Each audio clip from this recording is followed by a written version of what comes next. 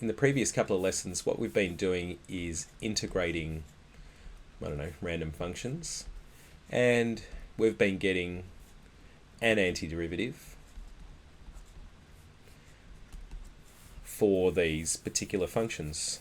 And you've been doing it probably and you don't really know why. So what we're going to do is talk today about the fundamental theorem of calculus and the definite integral. We're actually going to do something with these antiderivatives. So the fundamental theorem of calculus is tricky to understand, and I don't fully get exactly how it works, but I kind of have got the idea. So I'm just going to try and talk you through the idea, and that's all you need. And we're going to use it. As applied mathematicians, that's what we're really interested in. We're going to use it. So if f of x is a continuous function from x equals a to x equals b, let's just say it's this function here, and here is b, and here is a, then if we integrate f of x dx with these things here, these are what we call our terminals, then we do g of b, take away g of a. Now what's g? G of x is the antiderivative of f of x, so we antiderive f of x to get g of x, and this is what we are going to do. The signed area, what we get is what's called the signed area.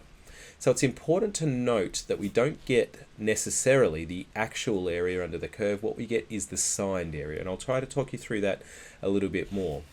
So that signed area is denoted by the integral of f of x dx between these 2 points. So we do this stuff here, or we do this stuff here to get the signed area, and this thing here is called the definite integral.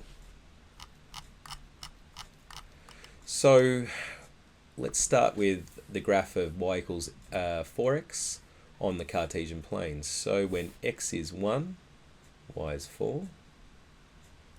When x is 2, y is 8. When x is 3, y is 12. Let's do -1 as well. There we go. Alright, so let's link it up. See how I go there? It's not a bad line. Okay, so sketch the graph of y equals 4x on the Cartesian plane. Done. Okay, example, find this. Now, really important that you know what that's actually telling you to do. This is saying find the signed area under the curve y equals 4x between the values 3 and 1. So essentially, here's 1 here, and here's 3 here. It's asking us for this area here. So let's do it. So the technique we use is we antiderive 4x, which is 4x squared on 2. Now what we do is we use these square brackets here. Now I'm just following the notation here, which says that we integrate f of x, which produces the antiderivative g of x, and we put the terminals outside of that. And then what we do is we sub the terminals in. So that's going to be our next step. So I'm going to pop my terminals on. That's 3 and that's 1. Let's just tweak that so that it looks a bit better. 2x squared, so just once and twice. 3, 1. That then we're going to slam 3 into the antiderivative, which is 3 squared is 9, 9 twos are 18, subtract 1 goes into the antiderivative, which is 2. So it's 16 units squared. That's the signed area, okay? Check your answer using geometry. So what they want us to do is to use what we know about geometry to calculate this as well. So I'm just going to break it into a composite shape where we've got something of length 2 and something of height 4. So 2 times 4, so this is the area, plus the area of this triangle, which is half times the base, which is 2, multiplied by the height, which is 4, and 12. 12 times 4 is 8. So 8 plus 8, which is 16. So we get exactly the same answer when we do it geometrically and with integral calculus. Now, why use integral calculus? Well, there's no point really. You should do this geometrically. But what if the function was a curve? Okay, then you can't use the geometric approach. What we need is to be able to get an antiderivative of the curve and then slam the terminals in. And then really we can use this technique to get the area under any curve we can describe, or any curve that we can antiderive for that matter. All right, so this one here, we're going to find an antiderivative for 4x, which is what we've done already. So we know that that's 2x squared. And they want us to bang those terminals in, 1 and negative 1. Now let's do this geometrically. So here is 1 here. So we want this part here. We want that part there. And we want, here's negative 1 here. And we want this part here. So if we look at the area of this section here, we're going to note that it's 1 multiplied by 4 halved, which is 2. And you can see that that's exactly the same shape there. So geometrically, it looks like the area is 4. Now remember what I talked about when I said signed area? So the actual area under this curve is 4 between 1 and negative 1. Okay, bound by the x-axis and those 2 points, negative 1 and 1. But let's actually work this one out. So we've got our antiderivative. We're going to pop 1 in there, which is 2. We're going to pop negative 1 in there. Negative 1 gets squared, which is 1. 2 times 1 is 2. And we get 0. So what happens is integral calculus doesn't actually know. So geometry, hey, like we used geometry and we got 4. We used integral calculus and we got 0. Now, why didn't we get the same thing that happened here? Geometrically 16 and mathematically, or with integral calculus anyway, 16. And the answer is because, remember, we, and I spoke about this earlier, found what's called the signed area. Now, the problem is that because we're on the Cartesian plane, this area here actually will come up as negative. Okay, this is what we call a negative area. I know you can't have a negative area. It's not really appropriate to talk about that, but that's kind of the way I think about it. Okay, so we get a negative 2 on that, and we get a positive 2 on that. And what happens is integral calculus then basically adds those two areas together and tells you that your total signed area is in fact 0. Now remember, your physical area, okay, if I said what is the actual area under the curve, the answer is 4, but the signed area is 0. Now the calc will agree with me on this, so let's just get the calc to do it via math 2. Terminal is 1 and negative 1. Function is 4x for the independent variable x, and calc says, hey, I agree with you, the signed area is 0. So it's really important to note that you can't just put things in an integral and get the actual area. You put things in an integral and you know you get the signed area. Sometimes the signed area is the actual area, sometimes it isn't. We'll talk more about that in the next topic because of the fact that the next topic is called the actual area, or finding the actual area under the curve. So signed areas, regions above the x-axis have what we call a positive signed area. So this signed area here is positive. Regions below the x-axis have a negative signed area. So this area here, it's not a negative area, it's called a negative signed area. So it's important to note that.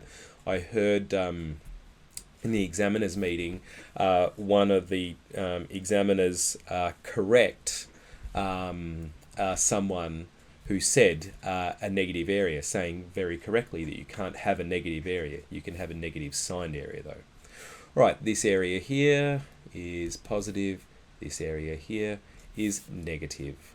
So the total area of the shaded region is area 1 plus area 2 plus area 3 plus area 4. That's the total area, is the area of this plus the area of this plus the area of this plus the area of this. But the signed area of the shaded region is actually area of region 1, remove this, plus this, take away this. That is, if I integrated this function, whatever it is, and let's call this a, let's call this b, and call this f of x, the function, if I integrated f of x dx between b and a and got an answer of whatever it is, and I tried to claim that that was the actual area, I'd be wrong. What I'm going to get is the signed area. That is these two positive areas with these areas here removed from the positive areas because they are a negative signed area. So the signed area under the curve between, or on the function f of x between b and a is denoted by this. There's some students who think that this terminal here always has to be the larger and this has to be the lower. It doesn't. Okay, but I'll talk more about that later. The function f is called the integrand, and a and b are called the lower and upper limits of the integral, also called the terminals, together called the terminals. And this limiting process can be written using summing notation or summation notation. And this is what I alluded to earlier. This is what we call a Riemann sum. And essentially what it is the left and right endpoint method that we talked about at the very start of this unit, where what they do is they send the size of the rectangle that we draw to approach 0. Okay, so this is the size of the rectangle. And what happens basically is they squish the left and the right endpoints in as x approaches 0. They basically merge into each other. And what we do is we sum together these values here times these values here. Now these are the x values, and these are f of the x values. So these are the y values, y times x. Now that's also known as basically the height of the triangle, the rectangle rather, and the width of the triangle. So essentially what this summing notation does is it goes, hey, let's do a bit of an approximation on the area under the curve for left and right endpoints by multiplying the length and the width, or the height and the width of the rectangle together. Let's send the size of the rectangle towards 0 and let's sum them all together. I've never really understood how that actually gets us the values, and I probably shouldn't confess this, but so what it does basically does the right endpoints, does the left endpoints, squishes them together, sums them all up, and gets us our exact area under the curve. So all I know is that that's the idea behind what we're doing. This is the method that gets it for us in 3-form methods. This is what we use to do it. So this, integrating f of x, getting an antiderivative, and then slamming the b terminal into the antiderivative, subtract the a terminal into the antiderivative, will get us the same thing as doing this. All right, and as I said to the students in my class today, that so you've got two options. Basically, make the size of a rectangle approach 0, do infinite numbers of length times widths and sum them together, or do this thing here. Now I'm going for this one. All right, so why do you need to know summing notation? Well, this one came up. I'm not sure whether it was on a VCAR exam or a trial paper, but anyway, it's important to note what it's actually asking us to do in case they use some of the notation. The interval 0 to 4 is divided into n equal subintervals by the points x0, x1, x2. So we've got all of these points up to xn, where 0 and 4 includes all of the points. This thing here is x multiplied by x, or I take 1 for I between that up to n. Now how many n's are we doing? Okay, it's up to whatever value it is. Now because in this thing here it says that x approaches 0, that means we're going to make these triangles, I keep calling them triangles, these rectangles, infinitely small, approach 0. And then what we're going to do is a bunch of these length times widths. Now in the notation we saw earlier, it was f of, what was it? F of x over here. This one here actually doesn't do f of, it produces the y value by doing x squared. So what this is a different way of saying this statement here. If f of x equals x squared, that's this thing here, then what we'd be doing is integrating f of x dx between 4 and 0. Basically, tell me the area under the curve y equals x squared between 4 and 0. So that's what we're actually after. This is the curve of x squared. This is 4. This is 0. This is the area that we're after. And remember, we're talking about the signed area there, which in this case will be the actual area. Right, so let's go ahead and do it. So we'll integrate f of x first, which is going to be 2, bad start, x to the 3 on 3. Terminals are 4 and 0. 4 goes in. 4 cubed is 64 on 3. Remove 0 goes in, which is 0. 64 on 3 is our answer. Alright, so let's do it for this one here. Now what we've got is a hyperbola. It's shifted one, what is it? 1/3 to the right. So here is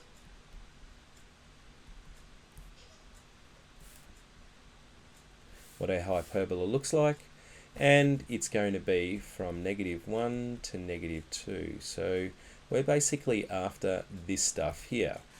So what's going to happen is, one, I know that this is going to come up as a negative signed area, and two, when I integrate a hyperbola, I know I'm going to get a log, and I need either the negative side of the log, or I'm just going to use the absolute value in this case. Anyway, let's just see how this goes.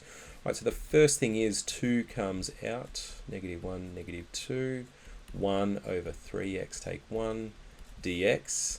Now this log here, I haven't got time to go through it because I did a U sub on it and showed you how it works and why it works. But this is going to come up as 2 outside. This is going to be log, sorry, what am I doing? 1 on 3 log e absolute of 3x take 1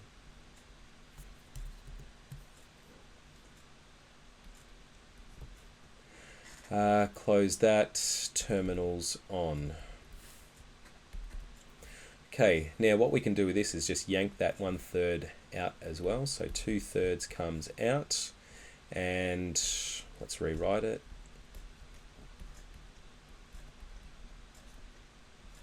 Absoluted.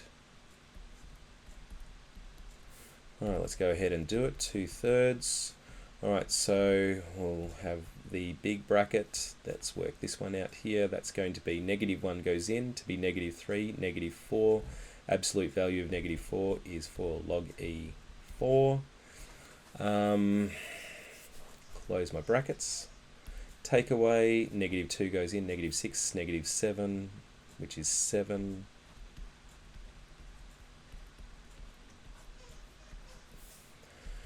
Okay, let's combine this using a log law, which is 2 over 3 log e 4 over 7. Right, so there is my area. I said that it was going to be a negative signed area, and that in fact is a negative number. So let's just see what the calc says when we get it to do the work for us. Between -1 and -2, what is it? 2 over 3x take 1 dx.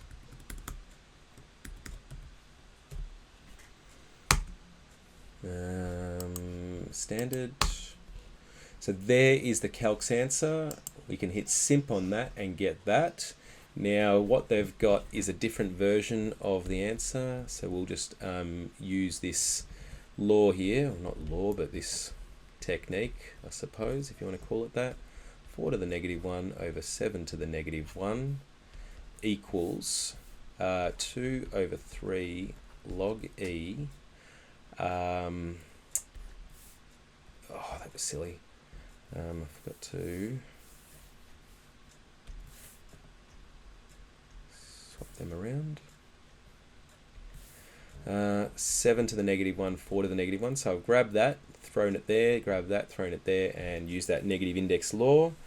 That is the same as 7 over 4 all to the -1 being logged, and that negative can come out the front there, negative 2/3 log E 7 on 4. So there is the form that the calc's answer is in. So you could very well leave it as that. That's fine. But important to know that you're getting it right. Okay, here's a different variation on the problem. So find the value of k if this is the case. So essentially what we've got here is 2x take 5. What's the y-intercept? 2.5. X-intercept is 2.5. So it's going to go through there. And we're starting at 1. And we're going up to a value k. So somewhere up here, maybe, I don't know, is going to get us a total signed area of 18. Now, the other thing that could happen here is we get a value down here as well. So a negative value will also get us a signed area of 18. So I'm expecting two solutions to this problem. Okay, let's do it. So I'll anti-derive that, which is x squared on 2, x squared rather, take away 5x, terminal 1 is k, terminal 2 is 1, and I know that that is going to equal 18. Right, so the first thing I slam in is k.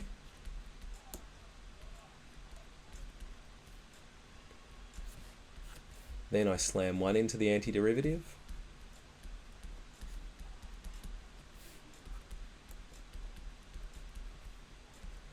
Take away negative 4 plus 4 equals 18. And you can see here that we've got a quadratic, which just goes to show that we are probably going to get those two solutions.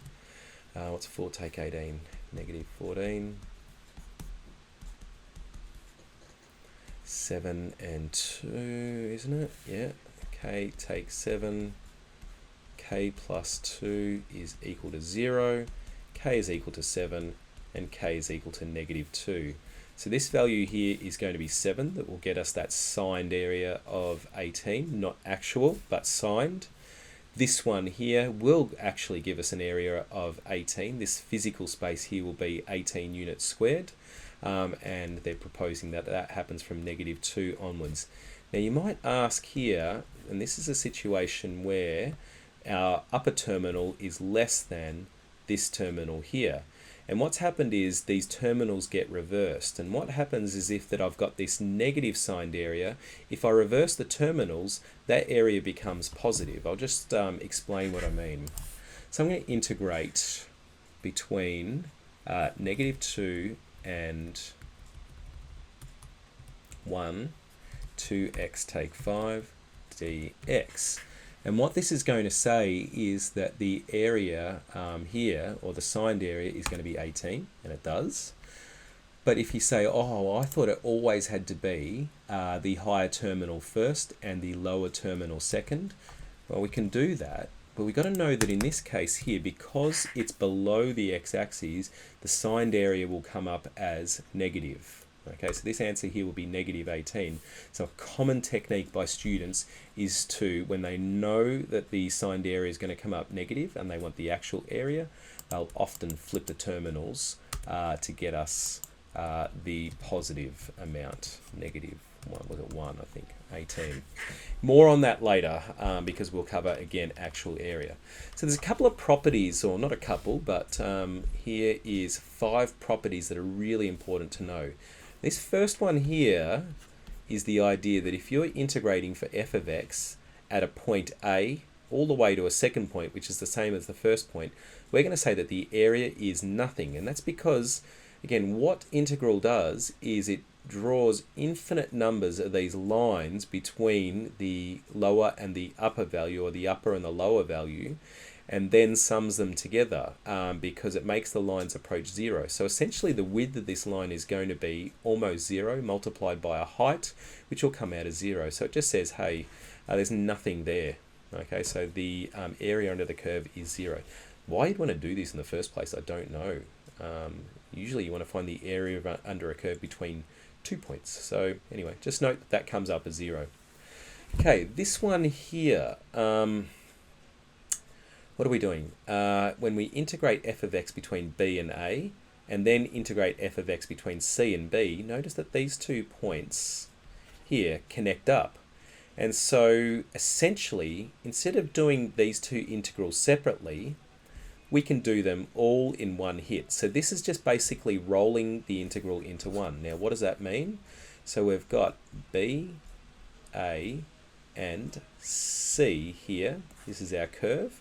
So if we integrate f of x dx between b and a, this to get this signed area, and then c and b to get this signed area, why don't we just go from c to a in the first place? So that's just combining these 2 integrals into the one integral. Just makes the maths, I suppose, a little easier.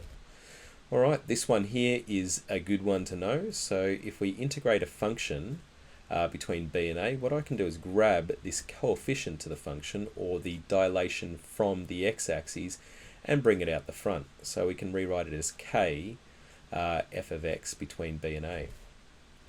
All right, this one here is what I call, I don't know whether the technical term is right, but I split the integral. Okay, so this is essentially, so I've got one function plus or minus another function, and I want to integrate the result between b and a. It's the same as integrating f of x between b and a, and then integrating g of x between b and a, i.e. doing the integrals separately.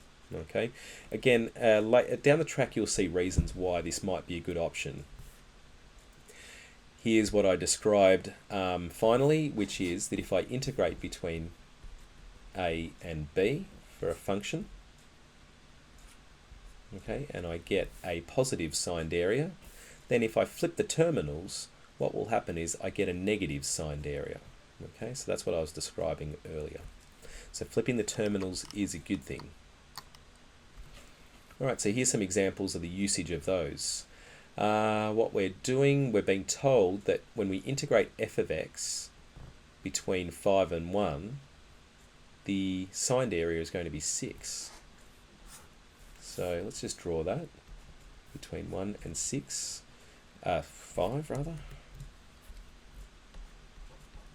Our area is going to be 6. So the way I usually do these problems is I just write an area in the very traditional form of a rectangle.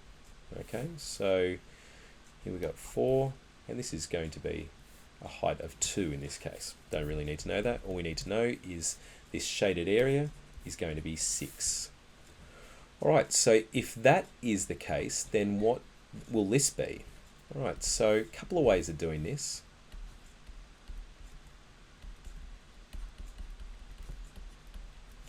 Now what this represents is a dilation factor half from the x-axis, which means it'll take this function here, whatever it is, and bring it half the distance towards the x-axis. Okay. Now what that will automatically do is half the area. So the answer to this has to be 3. Now I'm going to do this in a different way. Integral half f of x dx. Now we've also been told that if there's a k value, a coefficient here, what we can do is bring that out the front of the integral. And when we do that, we already know that this integral here, because we've been told, is 6. So it's a half times 6, which is equal to 3. Okay, so that's what we got there. Pictorially, this is what mathematically we got. Alright, so this one here, so what we know is that between 1 and 5, the area is 6, so we know this. What about if I integrate not between 5 and 1, but between 1 and 5? Well, what will happen this time is that we'll get negative 6. Okay, so flipping the terminals will negate whatever it was previously. Okay, this one here, so integrate this. Let's do this 2 ways. We'll do it kind of the more algebraic way and then kind of the picture way. So if I integrate f of x here, this is going to be the same as, I'll just split the integral f of x dx plus integrate 1 dx between 5 and 1. So again, that's using one of those rules on the previous page. Now we know that the answer to this is 6 plus, now let's antiderive 1, which is x, shove it in our square brackets with the terminals there, bang the terminals in, it's going to be 5, take 1, that is going to be 6 plus 4, that's going to be 10. Okay, so the answer is 10. Now let's do that graphically. So 1 and 5 is going to be this area here. Now this plus 1 via transformations will lift a function up 1 unit. And so when we do that, what's going to happen is the area is all going to move up 1 unit. So here's 1, here's the area that all goes up 1 unit. 1, 5. Okay, so that's all that is that area just moved up 1 unit. And what that will do is create a little bit more area underneath. How much area? Well, it's simply going to be the height it was lifted, which is 1, multiplied by how long it is, which is 4. So I already know that this part is 6. The area created when it got lifted up is equal to 4. 6 plus 4 is 10, just like the calculus told me. This one here, so it's saying basically they want us to integrate f of x between 3 and 1, and then add the result of integrating f of x between 5 and 3. So why not just go from 5 to 1? That is, connect up those terminals there, just go from 5 to 1, f of x dx, and we already know the answer to this because we were told it. The answer is 6. So the signed area there is 6. Now this one here, they want us to integrate f of x and then find out how much area is under the curve between 5 and 5. That's at a point itself, which it just doesn't really make sense. The answer is 0. Alright, so here is a problem from a VCAR exam from a few years ago, and it's tough. These ones are tough. They come up all the time. Almost every year they put out one of these ones here. So it's worth understanding what I'm about to do. So they've said here that when you integrate f of x dx, slamming in a terminal a and 0, the area is going to be a. So a and 0, I'm just going to draw that. That area there is going to be a. Alright, so then what they want us to do, and this is the way all of these problems work, is that they tell us then, okay, if that's the case, then we're going to do some sort of transformation to the function. Okay, sub in these terminals here, and then this 2 means we want to double the result. Okay, so what we need to do is just work out what the transformations are. So this f of x on 5 is a dilation factor 5 from y. And this one here is translation 3 up. So what's going to happen when I dilate by a factor of 5 from y is this area is going to jump by a factor of 5.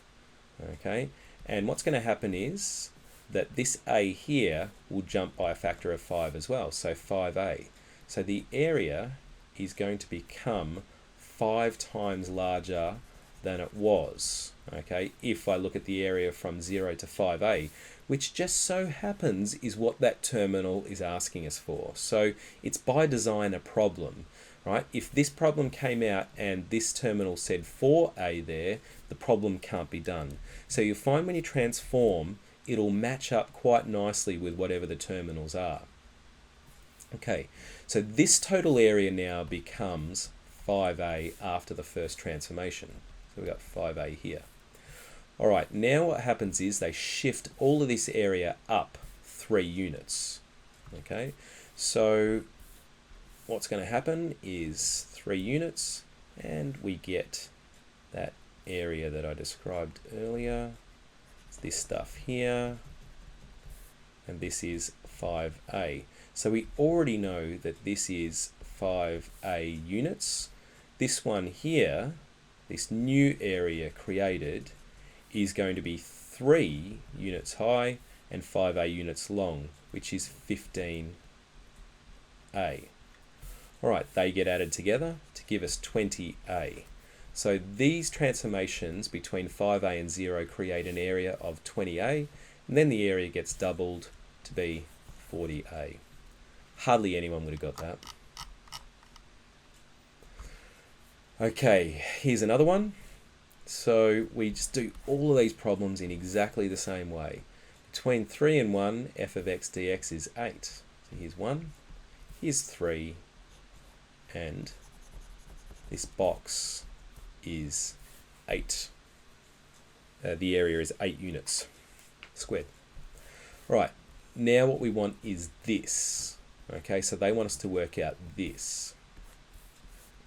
Alright, so let's just write out our transformations. I just don't like the way this is written. So 1, 3, negative 3, f of x plus 4 dx.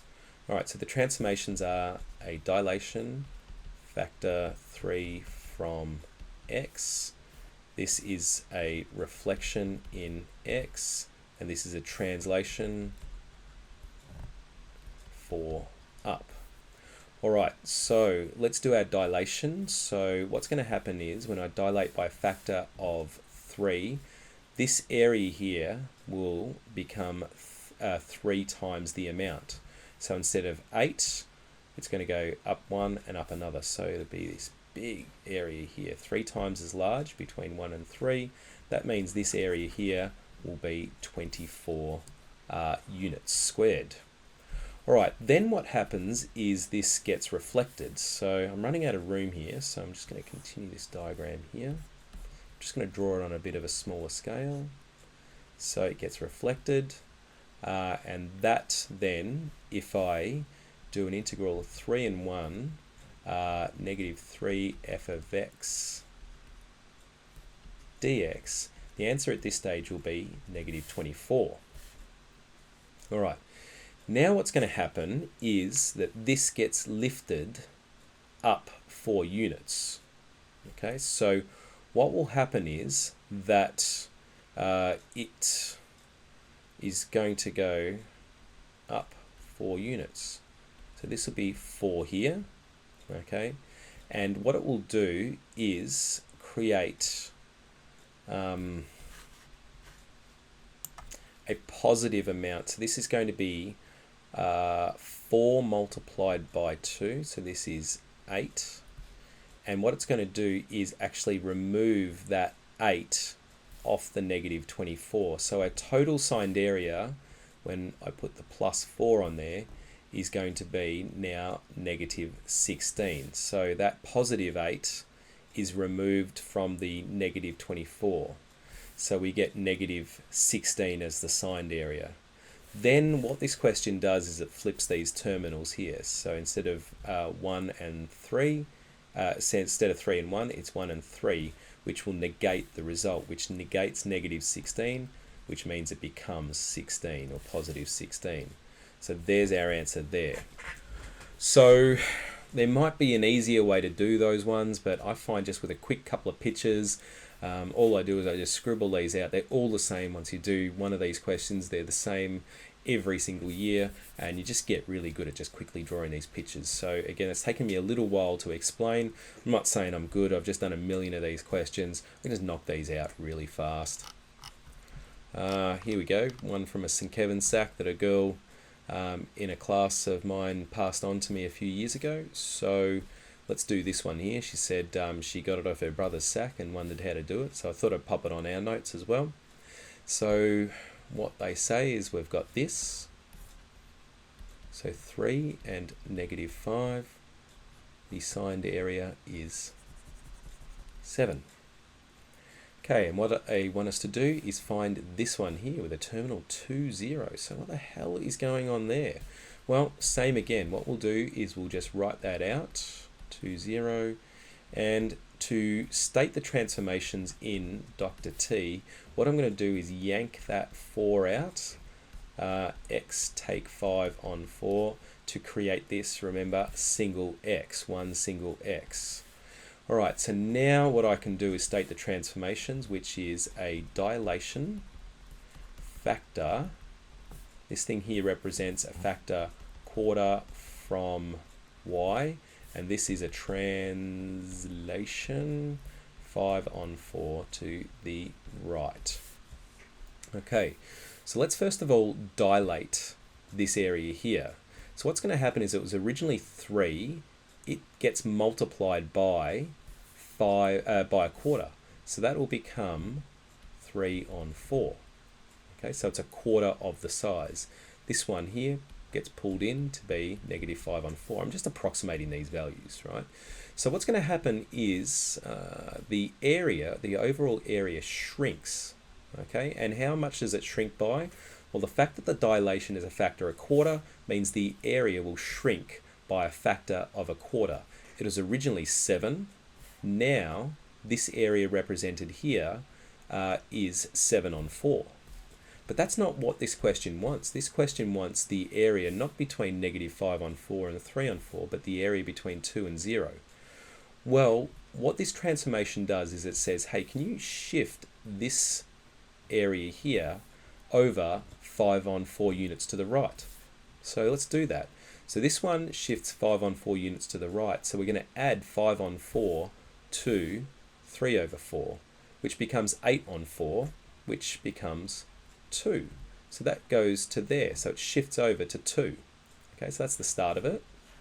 Now I wonder what negative 5 on 4 shifts over to.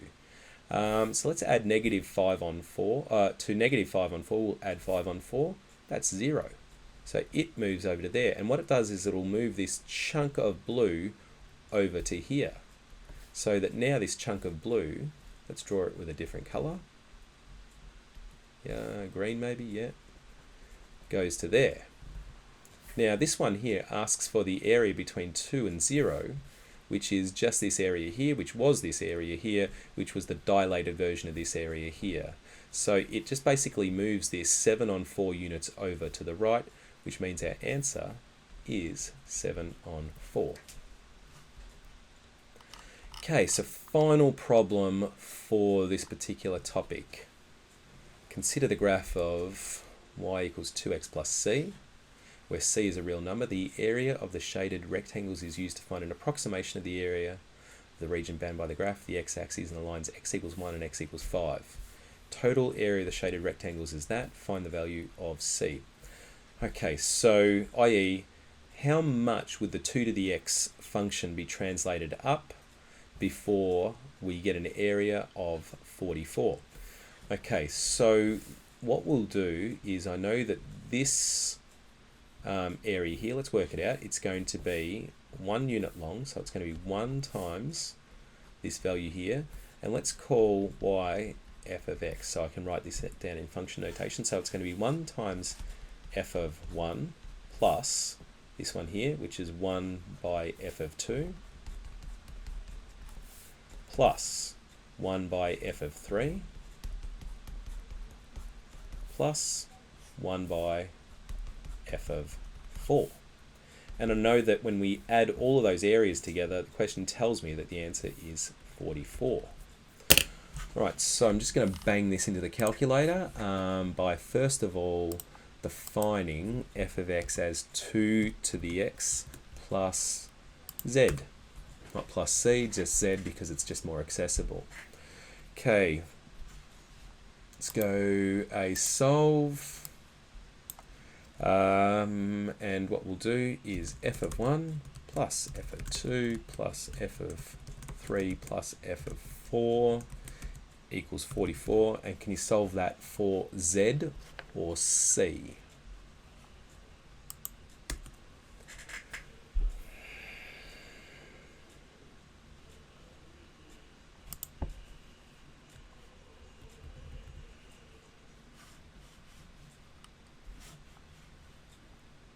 Okay, just went quiet there because I didn't know why I just got this wrong, because z equals 6 allegedly, and I can't see 6 there.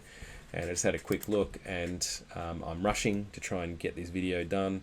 that's 2 to the x, not 2x. Okay, it's not a linear function, it's an exponential function. Try again. 7 on 2 sounds better. So there it is there.